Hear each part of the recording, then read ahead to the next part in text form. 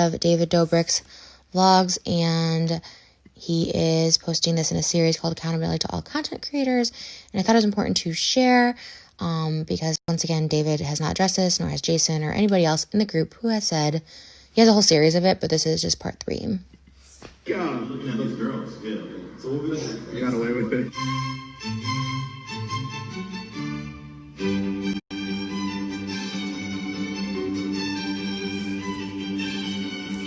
And that kind of sucks that it took me so long to understand. People that are seriously looking up to me for things more than just something goofy. But I think there's parts of this where I need to be more serious. If there was a kid who saw something from me that didn't make them feel welcomed or just made them feel uncomfortable, I'm sorry. I just want to make you have a good time. You want something to drink? Come on, Alex.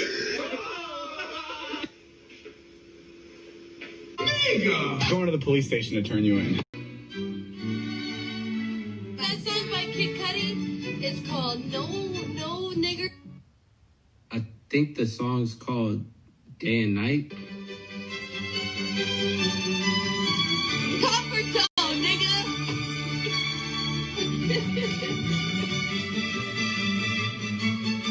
The niggas that don't really do shit, I swear I be doing them up. I hope you're doing really well.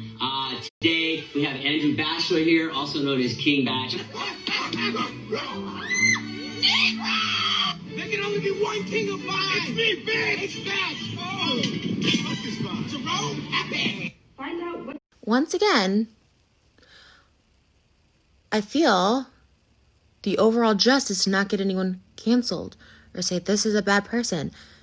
It's called taking accountability. At the end of this video, Seth has a slide that says the real activism starts with you, not performance activism, because we've seen them post about Black Lives Matter, but not them taking these fuck-ups from their past and telling their audience why it's wrong in order to keep growing. They get to brush it under the rug and keep making videos about fucking Starbucks and looking at rocks and partying with friends rather than address these issues. Now, a lot of people will say, well, Trish, you've also said problematic things. Reply, type in Trisha Paytas apology. Trisha Paytas, sorry, I have apologized. Not once, not twice, not 3 times, probably a dozen videos on YouTube. In the past week alone on my podcast, I've apologized. Every video I've made about David, I've apologized. Anyone else I'm calling out, I take accountability. My podcast, I go through scandal by scandal, what I said, why it's apologize, but also why it's wrong, what I learned from it, and how I've grown from it. And that can go a long ways. But just brushing it under the rug says a lot about your audience because they think it's okay. I see so many people defending them by either deflecting and saying, Trish, you do it too, which does not make it right, or being like, you hate them. Seth doesn't hate them. People who make these commentary videos don't even know them. It's a collective, this isn't right, but they get to brush on the rug because they have a lot of followers. Jason was also on that podcast and didn't say anything. David apologized if anyone felt not included, but did not go, especially to his friend Seth, who he included in these videos, which Seth himself, a lot of people haven't seen to Seth say, well, you were part of it. He's taken accountability. He's like, I was also contributing to regression of his culture. It's fucked up. This is 2020, people. Take some accountability. Take some responsibility. If you're going to be a performance activist, be a fucking activist. Start with yourself and your own shit.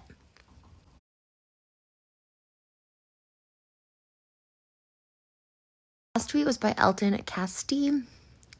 I guess he is one of David's friends, former friends, telling Seth,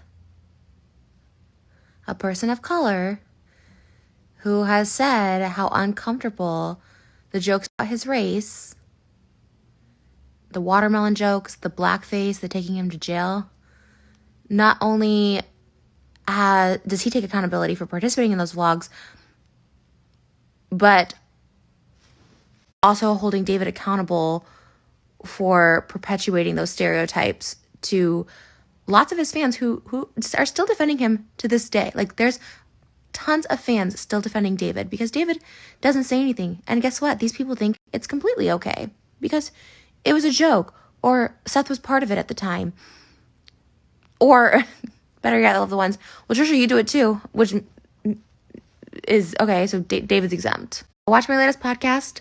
I go through detail by detail all the offensive things that I have said in my past.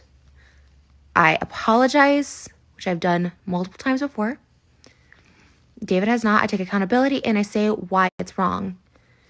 Because if I'm going to leave impressions on hundreds of million people like David, you better believe I'm going to also take accountability for when I do fucked up shit. Which leads me to believe that whole group doesn't think they did anything wrong and they're able to get away with it because their fans are defending them. It's some fucked up shit.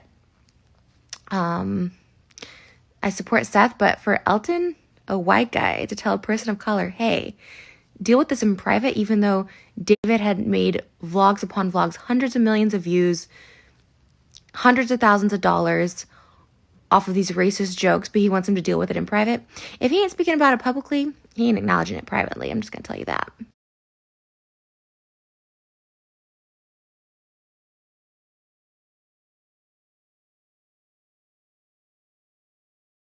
How harmful and dangerous it is to stay silent, because David's not addressing it on the platform in which he perpetuated these stereotypes and hateful speech, where he didn't do blackface not once, but at least 2 or 3 times from what I've seen. David himself saying the N-word, Jason saying the N-word, Aaron saying the N-word, Zane doing blackface, Alex doing blackface, Alex doing the watermelon joke.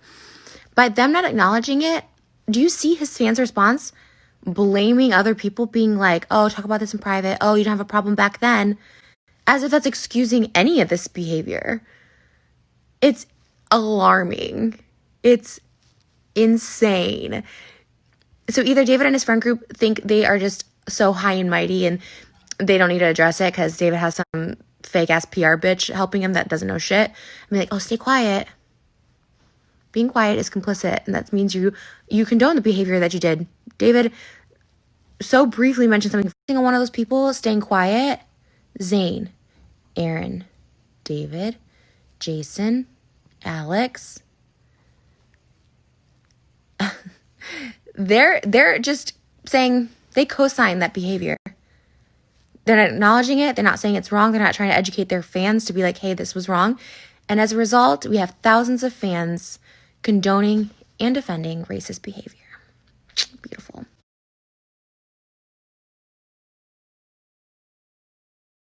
Imagine Elton, a white man, telling Seth, an African-American man, how to handle racism. I'm looking at all those responses to Seth. Like, I don't really know Seth. I've met him a couple times, so I can't attest to anything. Same thing with him with me. I don't want us to be like, oh, so I don't want to force my association with him. You know what I mean? Because he might not want to be associated with me either. But to see these replies about these like literal white people telling a black man how to deal with racism in skits that he was a part of, Seth has taken his accountability and he's like, yeah, I fucked up. And here's why. And is educating people now why it's fucked up. He went through, on his YouTube video, he went through step by step each joke. The blackface, Jason like making out, like tricking. So basically Jason put like a mask on and tricked him to like making out. They said he was gonna make out with the hot girl and ended up being Jason. They did this on a couple occasions. And Seth points out why each joke or bit is offensive. Like educating, like I didn't even know. Like the make out jokes, I didn't even realize where that stemmed from. The watermelon jokes, never knew where that stemmed from either. Obviously blackface, but he goes through step by step, showing him his actions in the vlogs as well, and saying sorry and why it's fucked up. And that is how we grow as a society, and that is how we take steps towards not being racist, not being hateful, not growing up to be these cops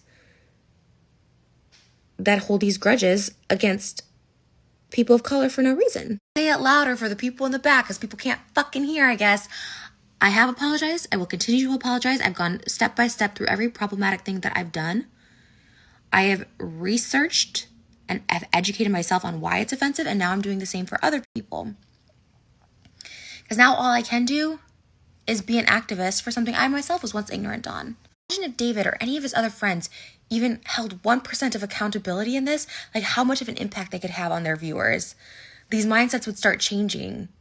It's not about, they're not going to be canceled. That's not what this is about. I'm not trying to cancel anybody. They're never going to be canceled.